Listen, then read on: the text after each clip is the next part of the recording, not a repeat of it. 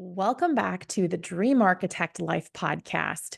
Before we get into the introduction of today's guest, I have to preface this episode by saying it's got a little bit different spin than what we traditionally promote or bring on the show. But what I will say is that what you're about to hear is a wonderful example of someone who has made the commitment to never stop creating, to never stop adding value, and to never limit the impact that they are set to make. So, regardless of the chapter you're in, regardless of how much success you've had up to this point, this is a prime example of what commitment, dedication, and grit can bring to your future. So, while this was recorded initially for another podcast that we have that is for other wealth advisors from across the US, this is one that we didn't want you to miss out on. Let's get into the show. So today I have with me Dr. Dorine Rivers. Her friends call her River, so that's what we're going with today. River is the founder and CEO of Savants AI. She has a PhD in business management and human and organizational systems, a project management professional certification, and investment banking licenses. So in short, she's really bored. She has 3 decades of expertise in launching and managing businesses, educational leadership, video production, and is an award-winning published author.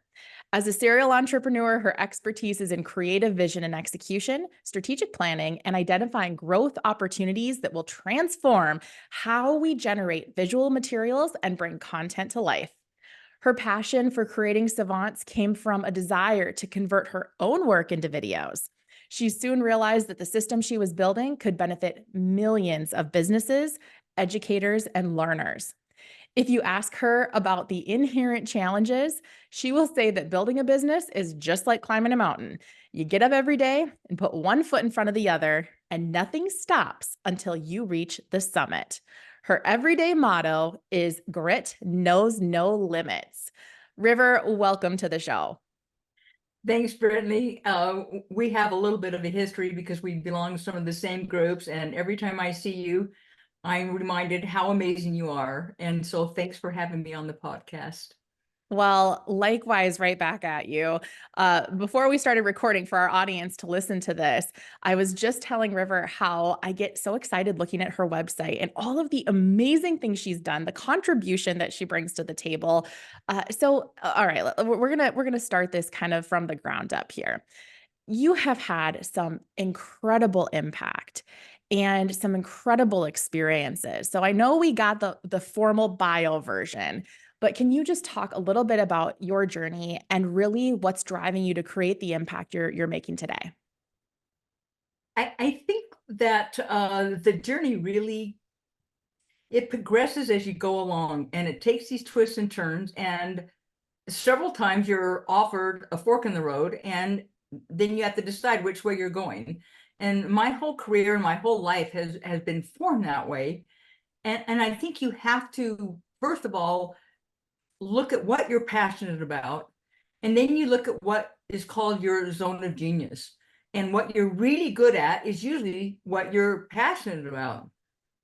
Dan Sullivan says that it's really not a great idea to work on your weaknesses because all you get is strong weaknesses. So look at what you're good at and then make that better. And I think that I've actually been able to do that. And part of that is it's the path of least resistance as well. If you're really good at it, you continue to be interested in it, learn about it, and make yourself better at it. And I think I've just been lucky enough to, first of all, have an enormous amount of experiences that have taught me things. And some people call those experiences failures. And I call them probably the best learning things that have happened to me as I've gone along. And I make a joke about it in my book, Brain to Bank. I just say, it's really great. You don't have enough time to make all the mistakes yourself. So learn from other people. If you learn from your mistakes, then you get smarter as you go along. And if I have learned from my mistakes, I'm the smartest person in the world because I've made that many mistakes. So it doesn't matter how many mistakes you make. It matters what you've learned, and then what are you going to do with that? And so that has crafted most of what I've done and how I have decided what to do at every turn, and created new companies and had new ideas. It all comes from what I've learned, and now what do I want to do with that? Mm. So I have to ask, it's amazing because you seem to have mastered the art of being able to just pick yourself up, brush yourself off, and keep on moving forward. So, what would you say to somebody who was feeling stuck, be it in their business, in life in general? Like, what is it in you? Or what, I guess, call it advice can you give to somebody that helps them move forward and not just stay stagnant or stay stuck? It's interesting that you bring that up. For all of your listeners, they've had times when they're either feeling stuck or something happens so devastating that they get so down they don't know how to get themselves up and start over again. And it's not that I've had more than my share of those. It's not that I've not had them. I've had more than my share, because I move fast and I break things. And I want to see what the mistakes are, and then I want to learn from it, and then I want to try something else. And you inevitably make more mistakes when you do that, which means you're learning more if you go back and reflect on that. And so give yourself a little bit of time. I had a huge setback this past week, and it devastated me, and it was business oriented. And I almost just got frozen because I did not know what to do and where to start to fix this.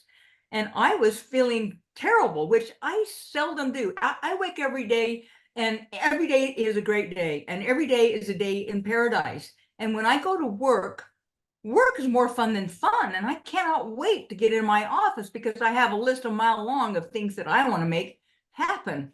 Well, I didn't feel like that when I got up the next morning. And here's what I decided. If it's a rotten thing that's happened to you, then you say, okay, I get 24 hours just to feel really bad about this. And then after that, I'm going to sit down and figure it out. And if it's worse than that, you say, okay, I'll have 48 hours, but never more than that. And there's a deadline to how much time you can spend feeling sorry for yourself before you pick it up and just go, okay, because guess what? You are not the victim. You are what you say you are. And so you just say, I feel really bad, and allow yourself to feel that. It's okay to feel it. You should be human. You should feel that. But what's the time limit on that? Because after the end of the day, if you're an entrepreneur and you're running your own show, you got to show up, for everybody else is counting on you. So you just say, great, I'm going to stay in my sweats all day and watch Netflix today, and tomorrow I'll tackle it at 8 a.m.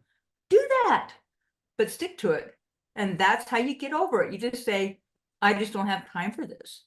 Mm. I think that's so valuable, and that's really where I think when you look at, from the bird's eye view, when you're looking at people who just seem to, keep achieving, keep moving forward, keep plugging, it's like they don't ever see anything as a true obstacle. It's a hurdle.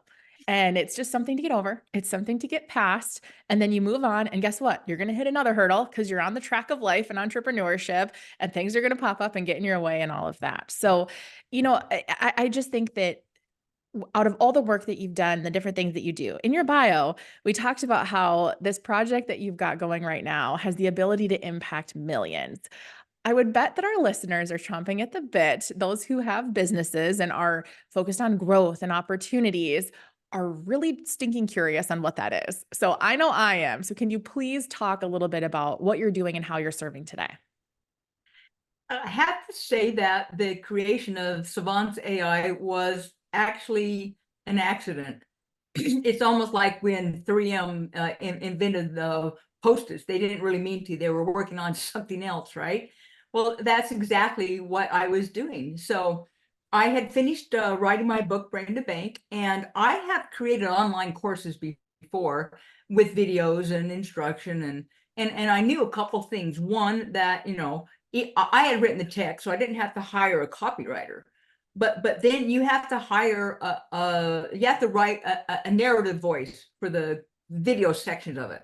And you have to hire someone who's going to do that. And you have to hire an animator, and then you have to hire an editor, and then you have to hire someone who does music and sound effects. And pretty soon you're working with 6 or 7 people to put together the video segments of your online course. And a couple things happen. One, it takes at least 3 to 5 times longer than you thought. So let's say it's going to take 6 months really to get this completed.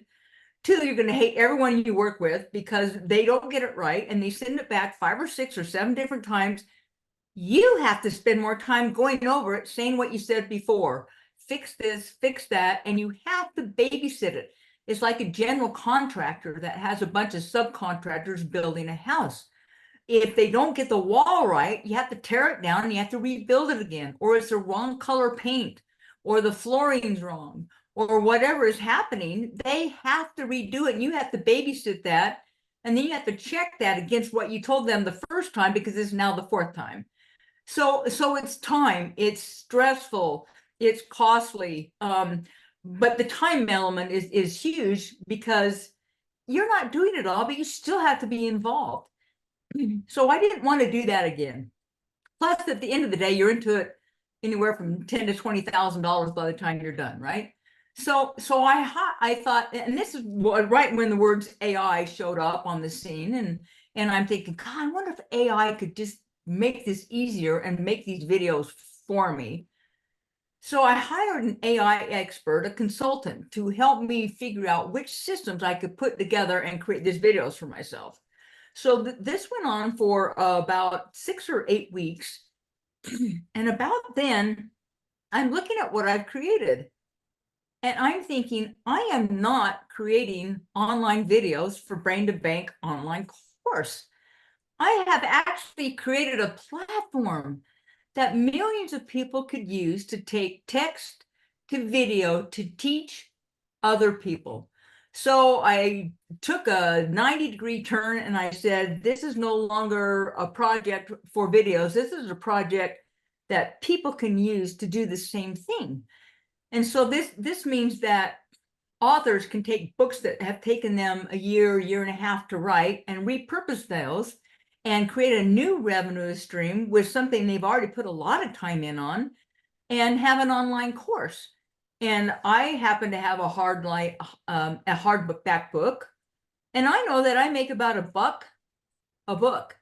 But if I had an online course and I'm making $1,000 for my online course or $1 for my book, it's like that is like no brainer, and I can do that math. And so that's available. But more importantly for educators, when I taught at higher education at university a couple different times, I realized a couple things. One, students do not have hardback books. They don't carry them around. They don't want to read them. Consequently, when you're standing in front of the room and you're teaching whatever it is you're trying to get across for that day, they're scrambling on their computers on a digital copy, trying to figure out where you are because they didn't read the chapter. Why didn't they read the chapter? Because it's boring and they don't read anymore. And if you read the chapter, you didn't want to because you realize, yeah, it's really boring. So how can you take the key points of that and teach the most important things and meet the students where they are, which is right here with their phone looking at whatever is currently, whatever video, social media they happen to be tapping into. So why don't we make micro module learning units that teach them the key points and take education and entertainment and put them together as edutainment, and let's have fun while they're learning. And you're going to accomplish 2 things. 1, you've taught them what they need to know. And 2, they actually learned it because it was fun to learn it, and they're going to remember it because they paid attention. Now they can use it. It is a win-win for everybody. And so that's what Savance is doing. Hey, Brittany here. In case you hadn't heard, our latest book, Dream Architecture, is available for the taking. Think about it like this. what is your biggest, wildest dream of what retirement could look like? Not the dream that your friends have, or your parents maybe had, or your coworkers. Your best dream, the unreasonable one, the one that you might have trouble admitting even to yourself. So that is what the Dream Architecture book is about. Hop on over to dreamarchitecturebook.com so you can start dreaming big today. Well, I got to say, there's so much to unpack in what you just said, because my brain is like reeling with this on so many opportunities. So number one is I love the innovation and like the accidental innovation here. So the first thing I want to pull out of this is that you were looking, again, bird's eye view. I have a problem that needs solving, and I have a curiosity around this, hey, cool AI stuff that's out and about. How could this maybe solve? So I think the one thing for our listeners to pay attention to here is all that needed to happen for this whole platform to be born was taking a little bit of action forward on an issue that needed solved for.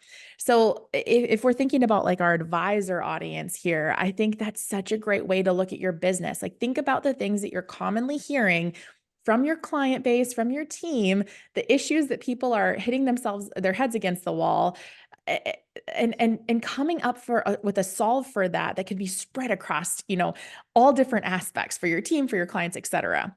So number two is, I think about the untapped talent and the experience out there for people that have maybe transitioned out of, their previous business. They sold their business. Maybe they're coming off of, a certain career that they've had their whole life, and their identity has been to that. There are so many problems to be solved out there, and such untapped talent where people are like, somebody else can take care of that, or I don't think it can really work. So first of all, before I get into questions about the platform itself, is what advice would you give to somebody who maybe doesn't have the same level of confidence or grit or conviction, or whatever you want to look at it as, to take action on an idea that could be as fulfilling as what you've done with Savants? Like, what would you say to somebody that's like, they're afraid to take action, they don't realize their capability, they don't realize the impact they could make? What would you tell them?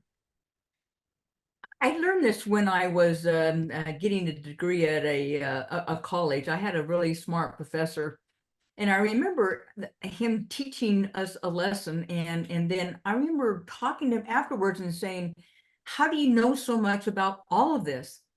And he said, "I only need to know more than you to teach the course." That is a golden nugget. So you look at, what have you learned in your career that you know better than most people? It doesn't have to be some extraordinary thing, but guess what? There are people who don't know what you know. So what can you teach them that you've learned over the course of your career, your experiences, and the time that you've spent being good at what you do? It is not some magnanimous thing about how to build a rocket or create the next AI platform. But what do you know that you could teach someone else? And you have something to give to everyone else because you spent your time being good at it. If you turn that into a video, guess what? You have an audience. And you will be surprised how many people email you to say, "Thanks for this. I never looked at it that way, and now I understand it." And there's not a person listening that doesn't have something to give and something to teach that they know better than someone else. Mm. I think that is so beautifully stated. And you're so right in so many ways, too, that oftentimes we discredit ourselves from the experiences that we have, because we'll see somebody else out there that's doing something similar, or that maybe is further along than what you are, where you think you should be. And my response to that, and something I tell myself frequently, is, you know what? there's enough to go around. Like each person has such a unique spin and flair on the impact that they put into the world. So, the AI topic is such a hot one now. I mean, we get questions in our wealth planning business. We get questions from clients around it. Some of our business owner clients are definitely going and embracing. From our advisor audience over here, we've got people that are eating it up and they're so hungry for how they can use it in their practice. So with Savants, you made reference to like a book, for example, of really taking those bite-sized nuggets that we want to make sure that we pull out and we put in front of people in a digestible format. So I know that there's other ways that you can use this software, this process, I guess you could say. So what are some of the other examples of how this could be implemented into a business, into a practice outside of just the book example that you gave? Well, let's take business as an example. When you're in business, your first job is to educate your users or your clients as to what you do. That is a teaching moment. So what does that look like? What is it you need to tell people who are looking at what you offer, whether it's a product or a service? What is that? What do you want to tell them that compels them to look at your product or service further? It's the differentiators, right? It's we do this differently. We do this better. We do the same thing as the top dog, but we don't cost as much, or whatever your differentiator is. You have one or you wouldn't still be in business. So you want to make sure that you get that point across. Well, that's not a big long page on your website that people are going to read. But if there's a video sitting in their middle with a little play button and they can see that it's less than 1 minute, chances are they're going to push that button and watch 1 minute. It's amazing what you can get across to somebody visually with a narration in 1 minute. So that's where you want to be. Even older learners and older users and clients these days, they're being trained that they want their information fast and they want it right now and they want it in this short form because they've learned that they now have to have something now in a short form or they're not going to pay attention. The younger users, you don't need to teach them that. They come out of the womb like that. If it's not fast and quick and entertaining, you're out of luck. But everybody seems to want their information like that now. So you want to force them to read something on your website, or do you want to meet them where they are now, which is short and fun and visual? So for business owners, it's a no-brainer. Or you're rolling out a new product, or you have a new service, or you have something different that you're now doing that makes you better. The best way to get that out is on video, and then it shows up on your Instagram and your Facebook and whatever social media, LinkedIn. You can post it anywhere you want, and people are more likely to look at that than to read it. So you get this multi-purpose thing from the video. If you're an entrepreneur, it's the same thing. What are you creating that's so wonderful that you can't wait to tell the world? How are you going to tell the world? Well, guess what? It's going to be in a video. So you're going to put together something, and if you're looking for investors, are they going to read a 99-page business plan? When I created a business plan for Savant, I put together a whole bunch of videos or visuals, and then I added some points, and I made it a video. My pitch deck is not PowerPoint. It's a video that's less than 5 minutes that tells you everything you want to know. That's where you need to meet people. So there's multiple applications for all of that. And for creators that create the content for other people, oh my gosh, the door just became double door wide open. Come on in. Let us show you how to do this for your clients that are waiting for you to deliver fun and interesting marketing information. I think that there's so many different things in there when you're thinking about well, let's just go back to this. I think about the platinum rule, honestly. So there's the golden rule of treat others the way you want to be treated. And then there's the platinum rule of treat others the way they want to be treated. And I think that that's really what you've nailed here with the idea of video and marketing and being able to get messages across is we are in a world where people want fast consumption. And it's changing, I mean, even more so amongst generations where, video is absolutely replacing text in multiple different capacities. So I think that it is so relevant from a business standpoint, but my entrepreneurial brain can't stop there. And I have to ask this question. So I'll use, for example, a traditional client that maybe in, our wealth planning firm, or for some of the advisors that tune in here, they would also be working with this demographic where you've got a generational gap, let's call it.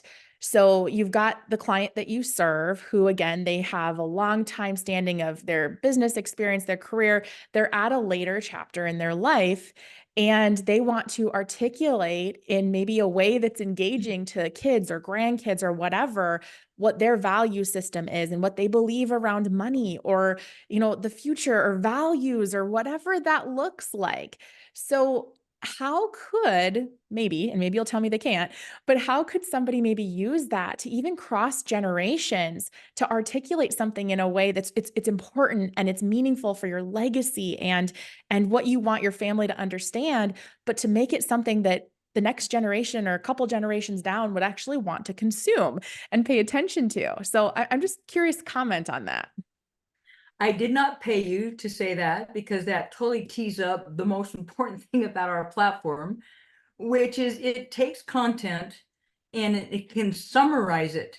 And then you can add story elements to it. Stories and metaphors help people understand what your point is.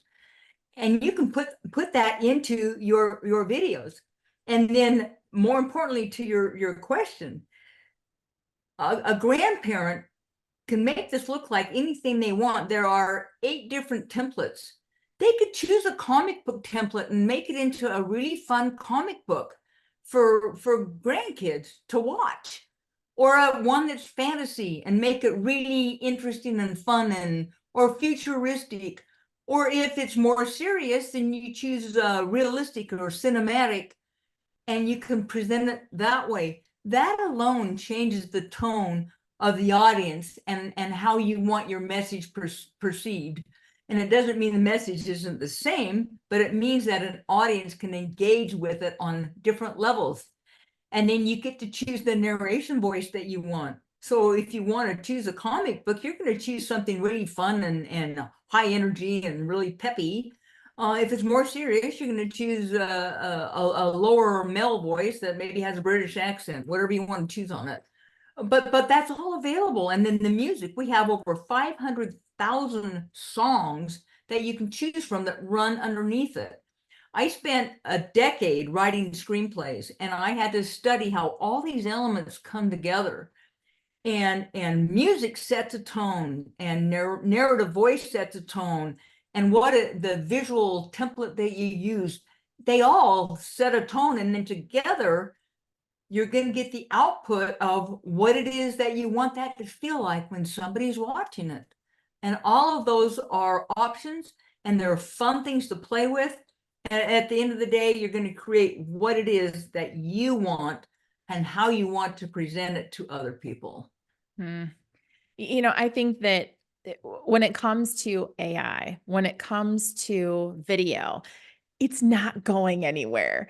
So, bringing awareness to the capabilities out there, what you've created with Savants, just even the conversation here about how many different ways it can be applied. And we've scratched the surface. I mean, we could probably talk for hours on end about how this type of a, service platform can really serve people to not only, for business owners to help you grow your business and to create more opportunity and clarity in your messaging, because I think that's an important thing too.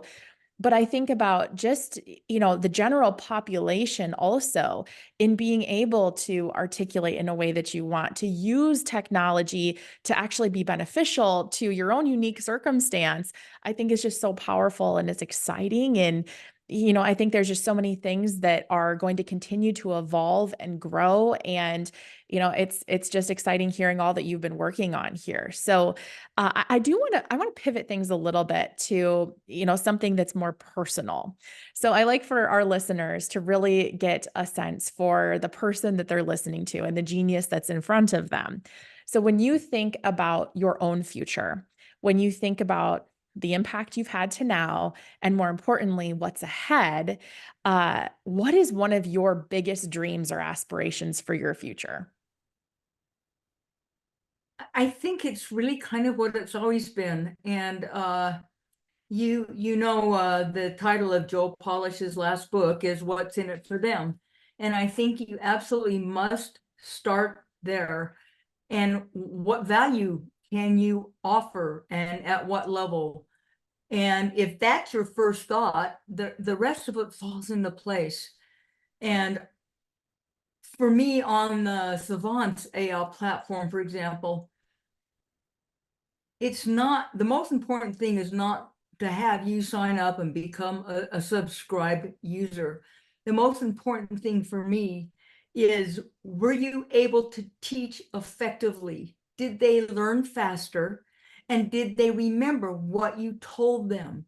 I care about the outcome of your video, and that the forum and the platform gives you that edge on teaching them what it is you want them to learn. And I know that a lot of the other platforms, they don't care what the outcome is. They just care that you subscribe and you pay them, and they don't care what you're doing with whatever it is that you're producing. I care. I want to know what you did that really mattered and made an impact, because let's do more of that. Mm.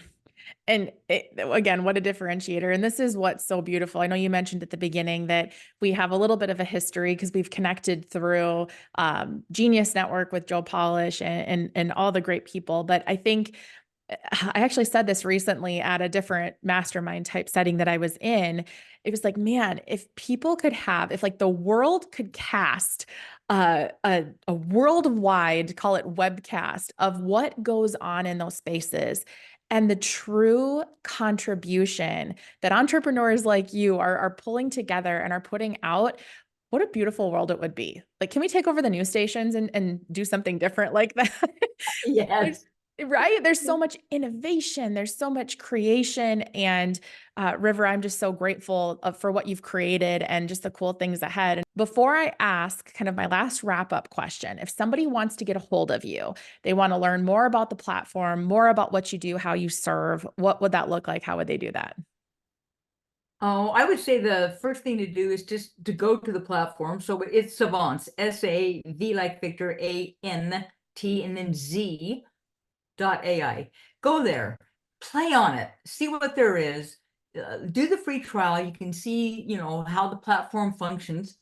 And there's a little form, a contact form there, and shoot me an email and just, we'd like to know about this. Will it do this? I mean, I can't wait for people to tell me they've used it and what about this and how can I best use this, because that makes us be able to give this to you and make it better. This platform is not for me. This is for all of you. So I want to hear what it is that you like and that you want that we haven't created yet. And we are listening, because we want to make it everything that you want and need it to be. Mm. Awesome. And we will make sure that that site goes into the show notes so that people can easily access it. So, River, my last question is, what haven't I asked you that I should have? I don't know, because you can always ask me what's next, but I really never know what's next, because what happens now determines what's next. But there is always something brewing. And I would say keep your ideas alive. And if you're not doing it now, you'll know later on which idea is going to surface that's next. But never quit thinking about how you're going to create something to change the world and help other people, because that is the great satisfaction. And that's why we do what we do. Mm. I think that that is a perfect last thing to say. And, making sure that essentially your dreams don't die and your ideas don't just get pushed to the side. And I think that's such an important message, regardless of stage of life that somebody's at, whether you're in the midst of actively running your business, you're, growing your family, you're retired, you're looking at your own next chapter. I don't think it matters. I think that creativity and that contribution really shouldn't ever stop, because everybody has so much to give. And I just think that all that you're doing is so powerful. So River, thank you so much for sharing your time and your wisdom with us today. Thank you, Brittany. That wraps up today's episode. If you liked what you heard, be sure to share it with a friend. And don't forget to like and subscribe so that you are the first to know when the next episode drops. We'll catch you right back here next time.